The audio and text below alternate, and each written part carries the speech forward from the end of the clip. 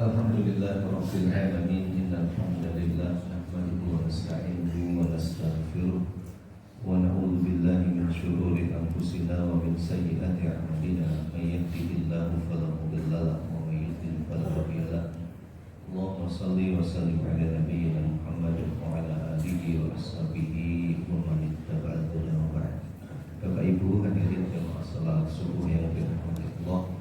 Alhamdulillah kita diperbolehkan oleh Allah digerakkan langkah kaki kita menuju rumahnya yang mulia, dimudahkan bagi kita untuk mempelajari sebagai ilmunya. Semoga kehidupan kita lebih baik dibanding dengan sebelumnya. Kita lanjutkan kajian tentang akhlak Rasulullah SAW. Ketika kita belajar itu ada tujuannya, baik belajar di lingkungan formal maupun informal seperti yang saat ini kita lakukan di dalam Islam itu, Bapak Ibu, paling tidak ada 3 tujuan. Yang pertama adalah kita belajar dengan tujuan ilmu, maksudul ilmi. Dalam hadis yang diriwayatkan oleh Imam Bukhari, Rasulullah bersabda, innamal ilmu bitta'allumi. Ilmu diperoleh melalui proses pembelajaran, baik secara formal maupun informal. Kalau dulu kan ya informal semua, nah sekarang ada formal. Hanya kemudian praktek pendidikan yang formal kadang terjadi pemilahan atau pemisahan, dikotomi. Kalau ingin mendapatkan akhlak, ya belajar akhlak. Kalau ingin mendapatkan kesolehan diri, ya belajar agama. Tetapi kalau di dalam Islam, belajar apapun, bahkan belajar matematika, semestinya juga mendapatkan akhlak. Maksudul akhlaki, untuk mendapatkan akhlak. Apalagi kita mempelajari akhlak Rasulullah. Jadi ada maksudul ilmi, maksudul ta'abbudi, dan maksudul akhlaki. Ada tujuan ilmu, tujuan ta'abbud, maksudnya adalah kita belajar itu untuk memastikan bahwa kita adalah hamba Allah, bukan hamba dinar dan dirham, bukan hamba jabatan, harta dan kekayaan. Sehingga saat kita menjabat, saat kita memiliki harta, saat kita berbisnis, maka kita tidak kehilangan identitas sebagai hamba Allah yang berbisnis, hamba Allah yang menjabat, sehingga kita tidak menjadikan bawahan kita sebagai hamba kita.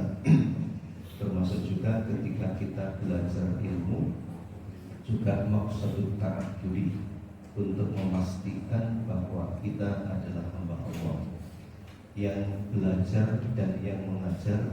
Tidak boleh kemudian memperbudak orang-orang yang bersamanya, terutama yang mengajar. Tidak boleh mengatakan kunu ibadalli min dunillah. Rasulullah saja ditegur oleh Allah, maka li basyarin ayyuti Allahul kitaba wal hukma wan nubuwata thumma yaqulu lin-nasi kunu ibadalli min dunillah walakin kunu rabbaniyina bima kuntum tu'allimuna al-kitaba wa bima kuntum tadrusun. Selevel Rasul, selevel Nabi yang diberi oleh Allah al-hukma wa nubuwah, diberi ilmu, diberi hikmah dan kenabian, tidak boleh memperbudak para pengikutnya.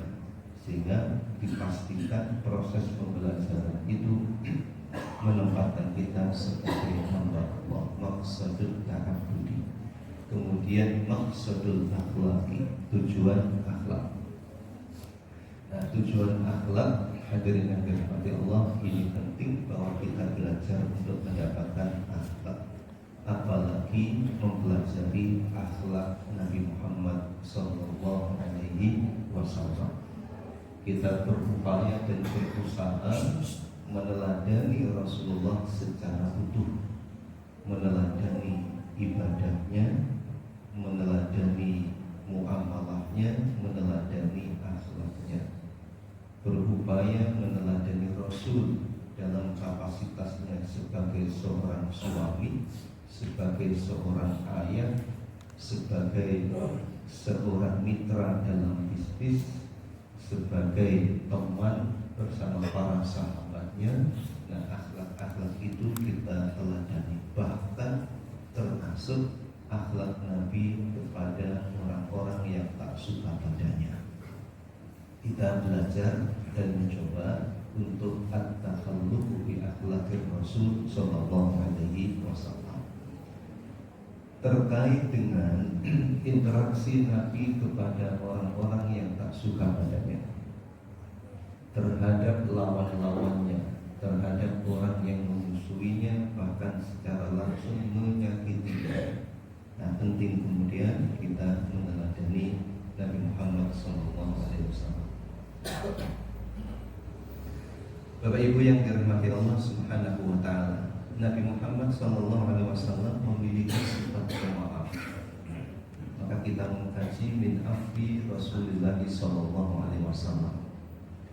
Sifat pemaaf itu Bapak Ibu diperintahkan oleh Al-Quranul Karim. Banyak sekali ayat. Jadi tidak saya kutip terjemahnya, maupun nanti bisa dirujuk ke Al-Quranul Karim dan terjemahnya. Banyak sekali ayat-ayat Al-Quran, baik berupa perintah maupun penjelasan tentang manfaatnya. Wa an ta'fu aqrabu lit-taqwa wa la tansawul fadla bainakum innallaha bima ta'maluna basir.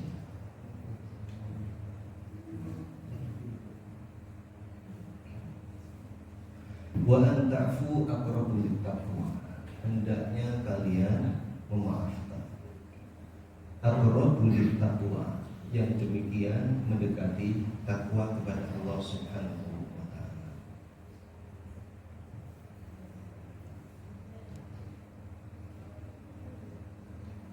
Kita Bapak Ibu berupaya dan berusaha untuk menjadi orang terbaik dan orang yang mulia. Kalau kita ditanya, masing-masing kita ditanya, kepingin mulia apa tidak? Iya, kepingin. Tapi kemudian muncul persoalan terkait dengan standarnya. Ada yang menganggap mulia itu dengan harta, sehingga kemudian dia berusaha untuk memiliki harta sebanyak-banyaknya. Dan masyarakat juga demikian, menganggap orang yang berharta itu orang mulia, atau paling tidak dimuliakan. Kalau dalam sebuah acara, biasanya orang yang kaya-kaya itu diletakkan di mana-mana. Seperti itu kan. Sehingga kemudian orang kalau ingin duduk di depan harus kaya dulu. Zaman sekarang begitu juga. Eksistensi ditentukan oleh apa yang dimiliki. Sampai kalau ingin gabung dengan komunitas kami, dikatakan eksis di dalam komunitas kami kalau punya sesuatu. Kalau punya mobil merek ini boleh gabung. Kalau nggak punya, nggak boleh gabung. Jadi Bapak Ibu yang dirahmati Allah Subhanahu wa taala, eksistensi ditentukan dengan apa yang dimiliki. Akhirnya kemudian muncul kebiasaan untuk pamer, kebiasaan untuk pamer. Padahal kalau dalam Islam kemuliaan bukan ditentukan oleh apa yang dimiliki, tapi apa yang diberikan dengan apa yang dimilikinya. Wala taqwa'an ka'fu aqrabu lit-taqwa. Bila ingin mulia, ukurannya adalah takwa, dan di antara jalan takwa adalah al-'afwu. Ketika orang mudah memaafkan saudaranya, memaafkan orang-orang yang ada di dekatnya, maka mendekati takwa. Biasanya Bapak Ibu, kesalahan itu banyak terjadi seiring dengan seringnya interaksi. Semakin sering interaksi, peluang berbuat salah itu tinggi dan kesempatan memaafkan terbuka lebar.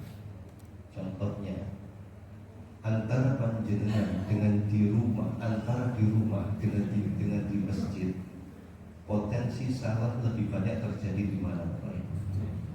Masjid. Potensi salah kepada sesama lebih banyak di masjid atau di rumah? Panjenengan di masjid itu hanya ketemu pas sholat saja, pas khusyuk, jarang terjadi kesalahan.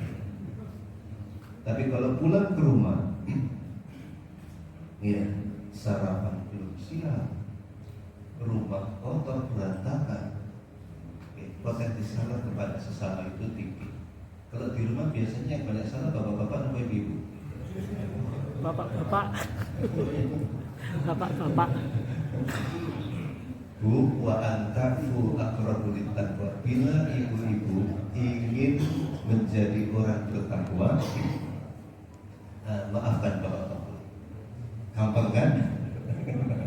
Wa antafu aqrabu littaqwa. Wala tansawul fadla bainakum. Ayat ini Bapak Ibu itu terkait dengan talak antara suami dan istri. Yang menarik kemudian, kalau telah terjadi perpisahan, sampai Al-Quran itu begitu, wa antafu aqrabu littaqwa, jika saling memaafkan itu lebih baik. Wala tansawul fadla bainakum, jangan melupakan kebaikan yang terjadi di antara kalian. Meskipun sudah pisah, jangan pernah melupakan kebaikan. Tapi zaman sekarang kan, kalau sudah pisah, sudah medsos itu penuh dengan cacian kepada mantannya. Malah kadang kalah itu dengan artis-artis. Artis-artis itu kemudian berpisah, bercerai dengan pasangannya, kemudian ketemu biasa-biasa saja. Ya. Sementara yang bukan artis malah kemudian aktif beribadah, misalnya demikian. Ya. Kadang ketika terjadi kesalahan dengan pasangannya kemudian berpisah, seolah-olah tidak pernah ketemu lagi. Seolah melupakan kebaikan-kebaikan yang terjadi di antara mereka. Wala tansawul fadla bainakum innallaha bima ta'maluna basir. Kemudian juga manfaat dari memaafkan disebutkan oleh Allah dalam surah Al-Imran ayat 1-4. Wallahu yuhibbul muhsinin. Allah mencintai orang-orang yang berbuat ihsan. Ada muslim, ada mukmin, ada muhsin. Yaitu tingkatan-tingkatan dalam pertanyaan Jibril alaihi salatu wassalam kepada Rasulullah sallallahu alaihi wasallam, mal Islam, mal imanu, mal islamu, dan mal ihsan. Apa itu iman, apa itu Islam, dan apa itu ihsan. Di antara ciri ihsan itu adalah wal kadhiminal ghaidha wal 'afina 'anil nas, menahan marah serta memaafkan. Wal 'afina 'anil nas.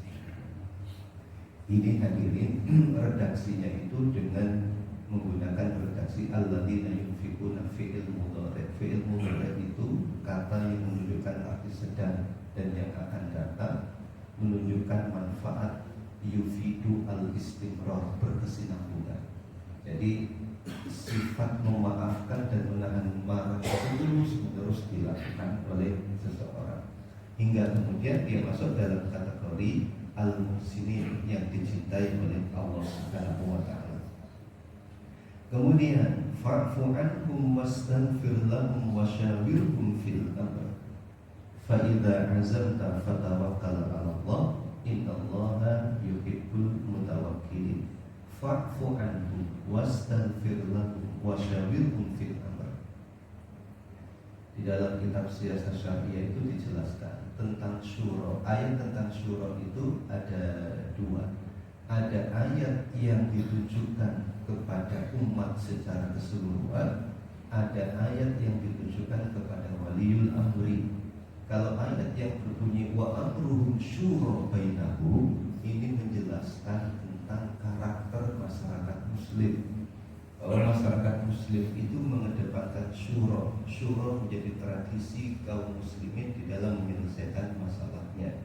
Sementara wasyawirhum fil amr, ayat ini merupakan ayat yang ditujukan kepada para pemimpin waliul amri untuk menyelesaikan masalah-masalah umatnya, kaumnya, rakyatnya dengan syura.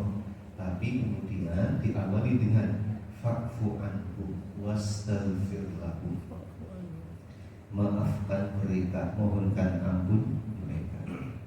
Jadi kalau menurut ayat ini, pemimpin yang sesungguhnya itu adalah pemimpin yang pemaaf, bukan pemimpin yang pendendam.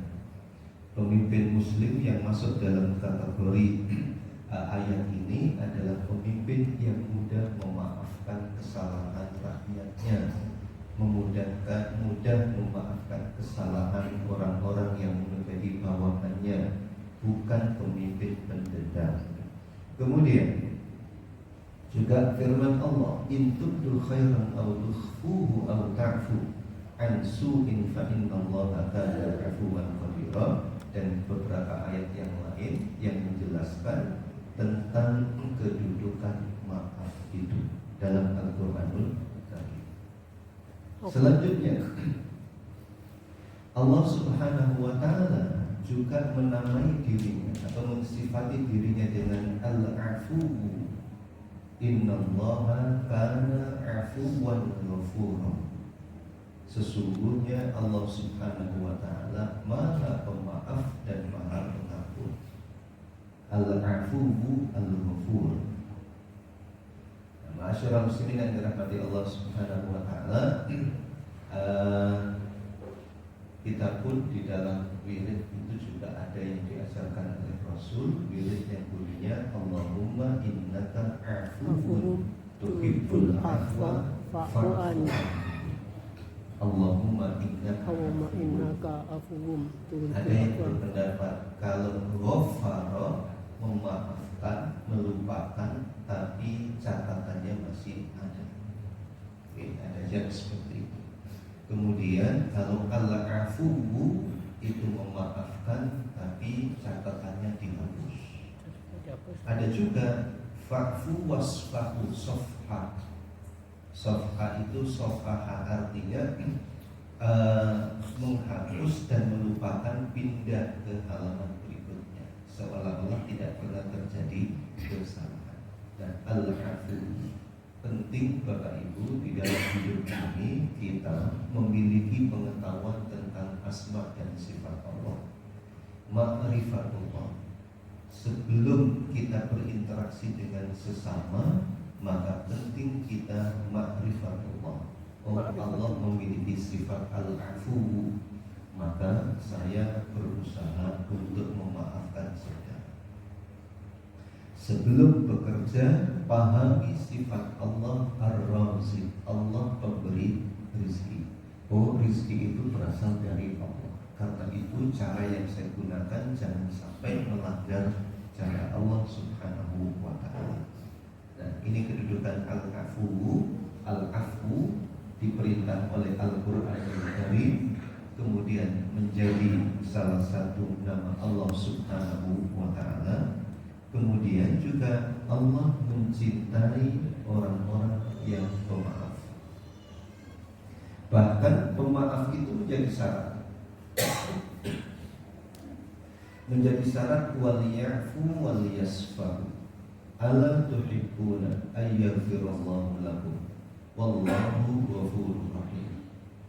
Waliyafu, hendaklah mereka selalu memberi maaf dan pengampunan. Waliyasfahu, kepada orang-orang yang menyakiti hati mereka. Ala tuhibbuna ayyaghfirallahu lakum. Apakah kalian tidak senang diampuni oleh Allah? Jadi ini ada cerita tentang ayat ini, Bapak Ibu. Keluarga Rasulullah SAW pernah mengalami isu yang tak sedap. Ada berita hoax kalau kata orang sekarang. Ada fitnah yang menimpa Ibunda Aisyah radhiyallahu anha. Fitnahnya, Aisyah telah melakukan kesalahan saat ditolong oleh seorang sahabat. Padahal Aisyah itu ditolong oleh seorang sahabat setelah peperangan itu dilakukan oleh Rasul, yang kemudian Aisyah turut serta di situ. Nah, di antara yang menyebarkan fitnah itu ada yang bernama Mistah bin Atata, masih keluarganya Abu Bakar. Abu Bakar itu sering memberi Mistah bin Atata, sering ngasih, sering menyantuni Mistah ini. Tetapi ternyata Mistah terlibat dalam fitnah ini yang disebut dengan hadithul ifki. Nah, karena Mistah terlibat, Abu Bakar pernah menyatakan nggak akan bantu lagi Mistah ini. Kalau mungkin bahasa kita, orang ini nggak tahu berterima kasih, sudah sering diberi, malah kemudian terlibat dalam fitnah. Tipe-tipe seperti ini terjadi apa tidak Bapak di tengah masyarakat? Banyak. Ada orang yang selalu diberi kebaikan, tapi kemudian sering menyakiti yang memberi juga. Ada juga yang mengalami demikian, sering memberi tapi kemudian disakiti.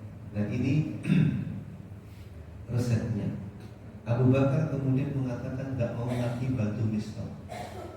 Kalau dalam bahasa kita mungkin orang ini kurang ajar, sudah sering diberi, atau kemudian masih suka masih menyakiti yang memberi. Tapi kemudian turun surat ini, waliyafu waliyasfahu, hendaknya selalu memberi maaf dan mengampuni. Ala tuhibbuna ayyafirullahu lakum. Apakah kalian tidak senang mendapatkan pengampunan dari Allah? Maksudnya apa? Maksudnya adalah bila ingin mendapatkan ampunan Allah, maka maafkan dan ampuni orang lain. Jadi cara untuk mendapatkan ampunan Allah adalah mengampuni dan memaafkan kesalahan orang lain. Ibu-ibu kalau tidak mau memaafkan kesalahan bapak, itu tandanya ibu tidak mau mendapatkan ampunan dari Allah. Begitu.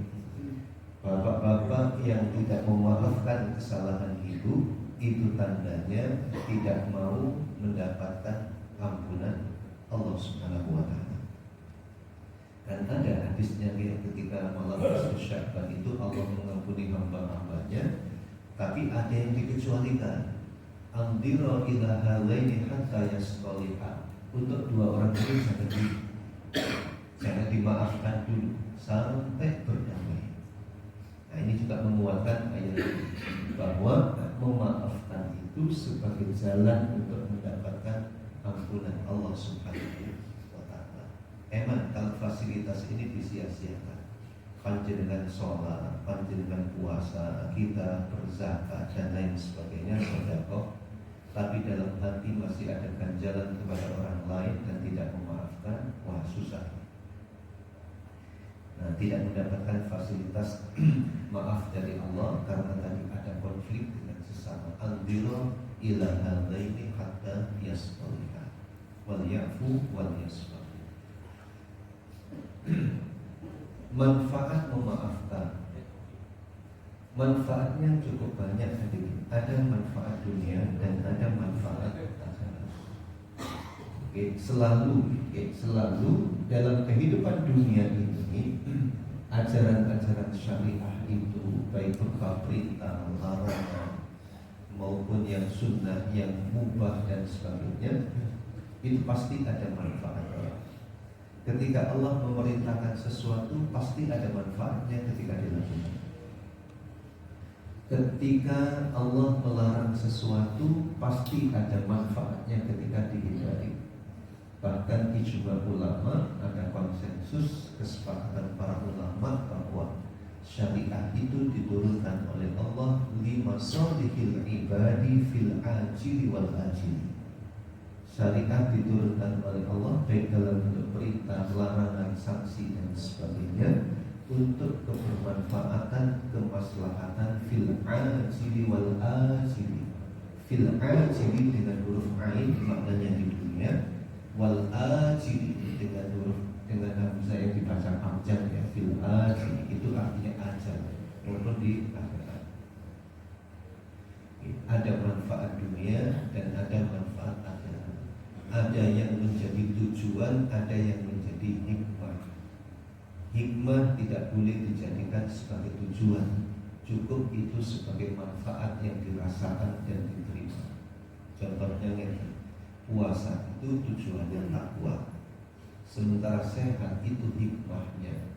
Tapi tidak boleh menjadikan sehat sebagai tujuan. Kenapa satu puasa agar sehat? Itu tidak dapat pahala. Tapi tujuannya apa? Tujuan sesuai dengan tujuannya, maksudnya untuk apa sampai puasa? Agar bertakwa. La'allahu tattaqun. Jadi ada manfaat, ada hikmah. Manfaat memaafkan itu Bapak Ibu, yang pertama agar bahagia. Orang yang mudah memaafkan kesalahan saudaranya itu bahagia. Wajahnya ceria, tak ada beban dalam hidupnya. Makanya kan kita berdoa itu kepada Allah SWT, wala taj'al fi qulubina ghillan lil ladzina amanu. Panjenengan doa itu, wala taj'al fi qulubina ghillan. Jangan engkau jadikan dalam hati kami itu ada ganjalan kepada orang-orang yang beriman. Cuma kadang panjenengan nggak terbayang siapa orang-orang yang beriman yang harus kita hilangkan ganjalan itu. Atau kalau terbayang ditujukan pada orang lain, padahal tanpa kita sadari istri kita itu juga beriman, suami kita beriman, anak-anak kita juga beriman. Maksudnya apa? Jangan ada ganjalan dalam hati terhadap suami, terhadap istri, terhadap anak-anak, ya, terhadap mantu, terhadap mertua. Ya. Jangan ada ganjalan. Itu doa panjenengan, doa kita. Wala naj'al fi qulubina ghillan lil ladzina amanu. Orang yang mudah memaafkan, dia bahagia. Tidak ada beban di dalam hatinya. Tetapi Bapak Ibu, bila orang yang tidak mau memaafkan kesalahan saudaranya, dia pendendam, maka sulit untuk bahagia. Apalagi ketika bertemu dengan orang yang didendam itu. Ya. Lebih bermasalah lagi ketika kita dendam pada seseorang yang kita dendam pada itu nggak merasa apa-apa, nggak merasa apa-apa, dan nggak tahu kesalahannya itu apa. Sementara dalam hati kita ada ganjalan, ada kedombalan. Jadi al-afwu kemudian juga menjadi terapi penyakit. Ada apa namanya, seorang pakar mukjizat ilmiah dalam Al-Quran, ya, bernama Dr. Kahil. Beliau pernah menyampaikan hasil riset di Amerika. Hasil risetnya, hadirin yang dirahmati Allah, ada orang sakit diterapi apapun nggak sembuh-sembuh. Akhirnya kemudian dilakukan eksperimen. Ada dua kelompok, ini orang-orang sakit dan yang lain. Kemudian berikutnya eksperimennya adalah orang yang sakit ini diminta untuk memaafkan kesalahan orang lain. Setelah plong dia itu memaafkan kesalahan saudaranya, sehat dan sembuh atas izin Allah Subhanahu wa taala. Beliau kemudian mengutip firman Allah, wa yas'alunaka madza yunfiqun qulil afwa. Mereka bertanya kepadamu wahai Muhammad tentang madza yunfiqun, apa yang diinfakkan. Al-Qur'an mengatakan qulil afwa, katakanlah yang diinfakkan adalah al-afwa. Kalau di dalam tafsir disebutkan kata al-afwa itu maknanya adalah kelebihan harta, menyedekahkan kelebihan harta. Tetapi Dr. Kakil memaknai kulil afwa sebagaimana kalimat dan kata itu. Al-afwa, memaafkan. Jadi memaafkan itu menyehatkan, termasuk sedekah. Sedekah juga menyehatkan, memberi maaf juga sebagai terapi, ya, tidak terkena tekanan darah tinggi, kemudian detak jantungnya juga normal dan sebagainya. Hadirin yang dirahmati Allah Subhanahu wa taala, ketika misalnya ada persoalan sakit, terapinya tidak jauh-jauh dari dalam hati kita. Belajar untuk memaafkan, belajar untuk melupakan masa lalu. Kalau dalam dunia psikologi diistilahkan dengan resilient, berdamai dengan diri, istilahnya begitu. Berdamai dengan diri. Wa an ta'fu aqrabu lit-taqwa. Kemudian berikutnya adalah menjadi inovatif. Orang yang mudah memaafkan itu nggak banyak kepikiran, Tetapi orang yang pendendam itu, hadirin, selalu banyak kepikiran. Kalau sering ketemu dengan orang yang dendam, ya. Kemudian memperpanjang usia, hemat waktu dan juga hemat tenaga. Kemudian memiliki imunitas yang tinggi, memaafkan. Kalau di akhirat bagaimana? Rasulullah Shallallahu Alaihi Wasallam pernah bercerita pada para sahabat begini, sebentar lagi akan masuk ke masjid ini orang yang menjadi ahli surga. Ada kemudian orang Ansor yang datang. Keesokan harinya Nabi mengulangi kalimatnya dan yang datang orang itu juga. Kemudian yang ketiga, ke hari ketiga juga begitu, akan masuk ahli surga. Datang orang itu juga. Abdullah bin Amr bin As penasaran, apa sih istimewanya orang ini kok oleh Rasul Sallallahu Alaihi Wasallam dikatakan sebagai ahli surga. Dia pun membuat drama, datang ke rumah orang tadi, bertamu, menyampaikan kalau ada masalah dengan orang tuanya sehingga tidak bisa pulang ke rumah, minta izin untuk bisa nginep di sini. Ini luar biasa para sahabat itu. Ketika ada dengar orang ini loh ahli surga, wah dia itu penasaran dan ingin. Kalau kita kan penasarannya ketika ada berita tentang diskon, benar nggak? Ya. Menginap di situ. Beliau melihat orang ini juga biasa-biasa saja, nggak ada yang istimewa. Bahkan boleh jadi mungkin dibanding dengan sahabat-sahabat yang lain di bawah standar, mungkin begitu. Amalnya biasa-biasa saja. Karena penasaran kemudian bertanya apa rahasianya. Beliau menyampaikan bahwa menjelang tidur, tiap kali menjelang tidur, semua ganjalan yang ada dalam hatinya hilang. Artinya memaafkan siapapun yang ada masalah dengan yang bersangkutan. Ini manfaat akhiratnya. Ustaz, apakah hutang orang lain juga termasuk? Itu terserah jenengan. Jadi ganjalan-ganjalan yang ada di dalam hati itu dihilangkan, dihapus.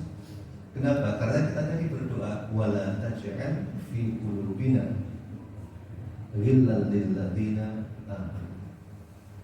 Kalau di dalam sejarah kehidupan Rasulullah SAW tentang akhlak Nabi, akhlak pemaaf ini sangat melimpah. Kita bersyukur pada Allah Subhanahu wa taala dikirim seorang rasul yang menjadi teladan dalam memaafkan saudaranya. Nah, Rasulullah saja Bapak Ibu tidak pernah memukul istri, tidak pernah memukul pembantu, tak pernah memukul orang lain kecuali dalam peperangan. Itu saja umatnya masih banyak yang pemarah, yang banyak suka memukul. Padahal sudah diberi contoh oleh Rasulnya seperti itu. Banyak sekali ya riwayat-riwayat hadis dalam kisah-kisah sejarah sirah Nabi Sallallahu Alaihi Wasallam, baik ketika di episode Mekah maupun di Madinah, sifat pemaaf Nabi Muhammad Sallallahu Alaihi Wasallam. Ketika di Mekah misalnya, beliau punya tetangganya ini sering membuang sampah di depan rumah Rasulullah Sallallahu Alaihi Wasallam. Apa kemudian yang dilakukan oleh Nabi? Yang dilakukan oleh Nabi adalah ketika yang suka membuang sampah ini sakit, sepertinya beliau kangen, mana orang itu membuang sampah? Diberitahu kalau sakit, beliau pun masak, kemudian mengantarkan masakan ke rumah tetangganya tadi. Ini angel apa mudah? Ibu ini angel apa tidak? Angel. Panjenengan umat Nabi Muhammad apa buatan? Angel ini bukan diri. Disakiti oleh temannya, kemudian membalas dengan kebaikan. Kalau kita mungkin kadang yang melempar, yang menyakiti kita orang tuanya, tapi dendamnya kadang sampai 7 turunan.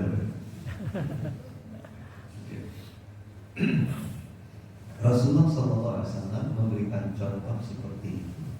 Apa kemudian manfaatnya? Manfaatnya tetangga ini kemudian masuk Islam. Jadi masuk Islam karena apa? Karena kebaikan akhlak. Masuk Islam karena akhlak. Ada cerita juga orang Barat ketika masuk Islam, kemudian dia menunaikan ibadah haji, ketemu dengan orang-orang Muslim, dia mengatakan, berkomentar begini: Alhamdulillahilladzi arrafani al-Islam qabla an a'rifa muslimin. Segala puji bagi Allah yang telah mengenalkan aku dengan Islam sebelum aku tahu orang-orang Islam. Kenapa? Karena boleh jadi belum melihat orang-orang Islam itu agak jauh dari ajaran Islam.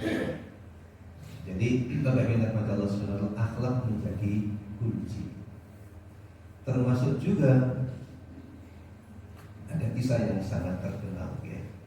Ada seorang pemuda ini, cerita ini berkaitan dengan kafalah, terkait dengan penjaminan, terkait dengan penjaminan. Kafalah itu kalau dalam fikih ada kafalah bil mal, ada kafalah bin nafsi, ada kafalah bil raddi. Ada kafalah bil mal, menjamin harta, ada kafalah bin nafsi, menjamin jiwa. Menjamin jiwa. Ada seseorang datang ke sebuah kota, dia naik kudanya. Kudanya kemudian diikat di sebuah kebun, di pinggir sebuah kebun, dia pun melakukan aktivitasnya. Ternyata kemudian kudanya ini makan tanaman yang ada di kebun. Nah, pemiliknya tidak terima. Kuda itu dilempar hingga kemudian meninggal.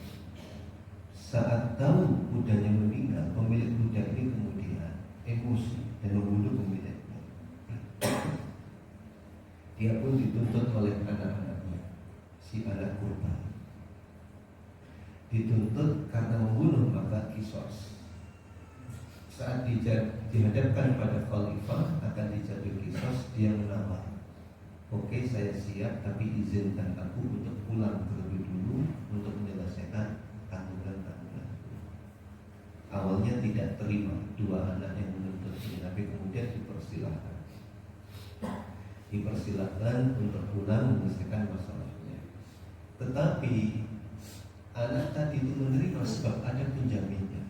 Seorang sahabat Nabi menjamin, aku sebagai penjaminnya. Maksud penjamin itu adalah nanti ketika tiba waktu eksekusi, kalau dia tidak datang, maka penjamin sebagai penggantinya. Sama ketika kafalah mal, menjamin hutang, kalau ada orang berhutang, kemudian panjenengan sebagai penjaminnya, bila yang berhutang tidak bisa melunasi, maka penjaminnya yang melunasi. Nah, itu kafalah namanya. Kafalah bin nafsi dan kafalah bin mal. Saat tiba waktu eksekusi, ternyata yang betul-betul nggak datang. Pas semuanya ketar-ketir karena taruhannya ada sahabat Nabi yang akan menjadi gantinya di eksekusi. Tapi kemudian dari kejauhan muncul terlihat ada orang yang berlari-lari, dan ternyata si terdakwa datang. Ketika kemudian ditanya, kenapa kamu kok nekat datang? Padahal kalau pergi juga kita nggak tahu ada di mana. Dia mengatakan, saya sengaja datang agar tak ada orang yang mengatakan di kalangan kaum muslimin tak ada yang gentle dan berani bertanggung jawab terhadap kesalahannya. Kemudian ternyata dua anak yang menuntut tadi mengatakan, dia aku maafkan. Kenapa kamu maafkan?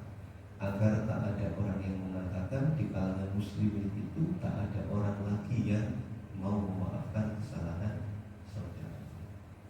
Jadi al-afwu hadirin rahmati Allah, sifat Rasulullah SAW memberikan contoh. Nabi Muhammad memberikan maaf kepada orang-orang ahli kitab maupun orang-orang musyrik yang pernah ada kesalahan di dalam hidupnya, menyakiti Nabi Muhammad SAW. Ketika Fathu Mekah juga demikian. Saat Nabi dan para sahabat jumlahnya cukup banyak masuk kota Mekah secara damai, terjadi Fathu Mekah, ya, Nabi mengatakan pada orang-orang musyrik, apa sangkaan kalian terhadap diri? Orang Quraisy mengatakan, anta akhul karim, ibnu akhil karim. Engkau orang yang mulia, anak dari orang yang mulia. Kemudian Nabi mengatakan, man dakhala baita Abu Sufyan fahuwa amin. Siapa yang masuk ke rumah Abu Sufyan aman. Siapa yang masuk ke masjid-masjid aman. Idhabu fa'antum tulaqa. Pergi sama kalian semua dibebaskan. Idhabu fa'antum tulaqa. Idhabu fa'antum tulaqa. Rasulullah SAW memaafkan. Apa kemudian dampaknya? Dampaknya banyak yang masuk Islam. Ternyata hadirin, akhlak orang Muslim itu menjadi daya tarik tersendiri untuk masuk Islam. Saat Piala Dunia di Qatar kemarin itu kan banyak yang masuk Islam ya. Kenapa demikian? Karena akhlaknya. Karena akhlaknya. Dan kemudian ketika ada orang yang tak mau masuk Islam, kemungkinan juga karena akhlak buruk yang disaksikan oleh orang-orang non-Muslim dari kalangan umat Islam. Masyaallah muslimin yang dirahmati Allah Subhanahu wa taala. Begitu juga ketika Rasulullah sallallahu alaihi wasallam dengan para sahabat hendak beribadah. Ya, beliau tertahan di Hudaybiyah. Tidak bisa masuk kota Mekah karena dihalang-halangi oleh orang-orang musyrik. Terjadi negosiasi satu persatu. Awalnya Rasulullah SAW mengutus Umar bin Khattab. Umar, kamu masuk ke Mekah, bilang ke mereka kita mau ibadah, bukan mau perang. Nah, Umar disuruh seperti itu memberikan jawaban. Ya Rasulullah, jangan saya. Kenapa? Panjenengan tahu mereka itu sangat benci padaku. Kalau aku yang masuk ke sana, maksud dan tujuan tak tercapai, maka kemudian jadi korban saya.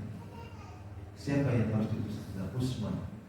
Kenapa Pak Utsman? Utsman itu hadirin sahabat Nabi yang disenangi betul oleh orang-orang Quraisy. Orangnya baik, orangnya sopan, orangnya kaya, hidupnya sukses menurut ukuran mereka. Sampai dikisahkan orang-orang Mekah itu kalau mengundang anaknya, ya kalimat itu begini: semoga kamu kalau bisa menjadi seperti Utsman bin Affan. Nah, diutuslah Utsman bin Affan.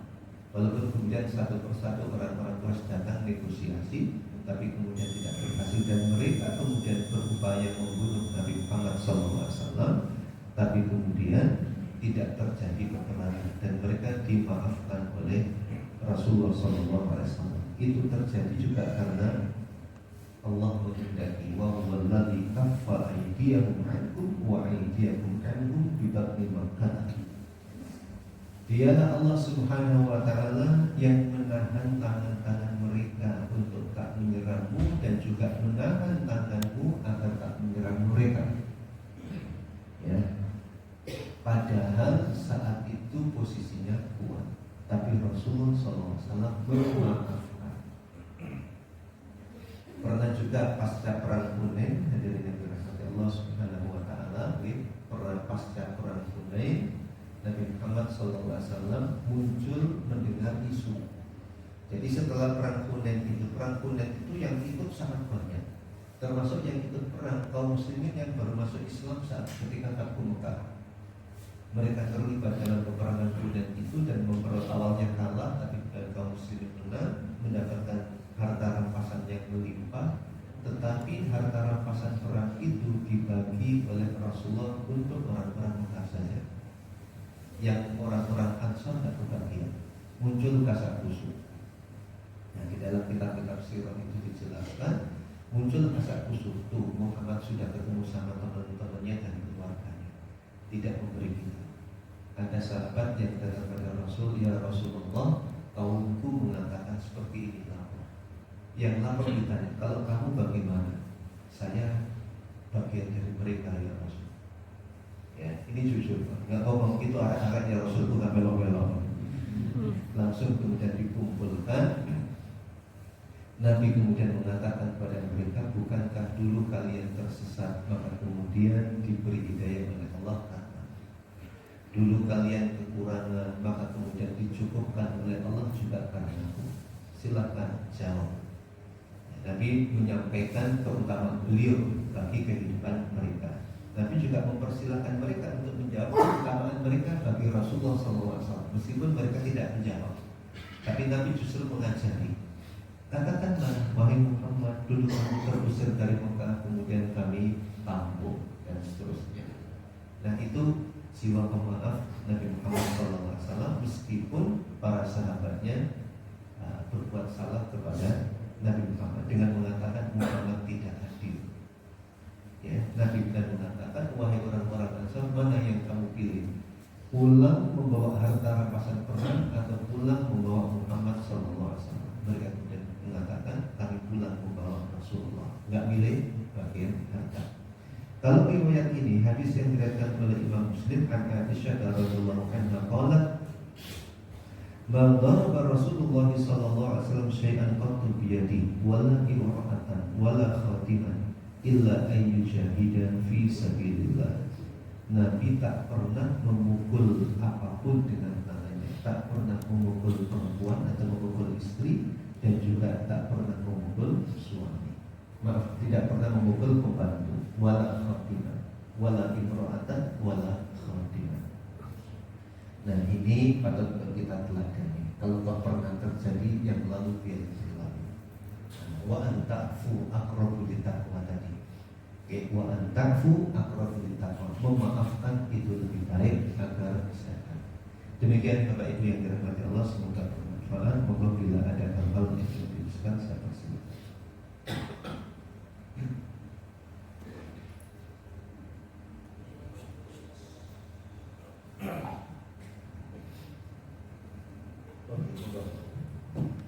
Assalamualaikum. Ya Rahman Rabbana ighfir lana dzunubana wa israfana fi amrina wa tsabbit aqdamana wansurna 'alal qaumil kafirin. Rabbana la tuzigh qulubana ba'da idh hadaytana wa hab lana min ladunka rahmah innaka antal wahhab. Allahumma innaka 'afuwwun tuhibbul 'afwa fa'fu 'anna bi rahmatika ya arhamar rahimin. Rabbana atina fid dunya hasanah wa fil akhirati hasanah wa qina adzabannar. Wa adkhilnal jannata ma'al abrar ya aziz ya ghaffar ya rabbal alamin. Wa sallallahu ala nabiyyina Muhammadin wa ala alihi wa ashabihi walhamdulillahi rabbil alamin. Subhanakallahumma wa bihamdik asyhadu an la ilaha illa anta astaghfiruka wa atubu ilaik. Wassalamualaikum warahmatullahi wabarakatuh.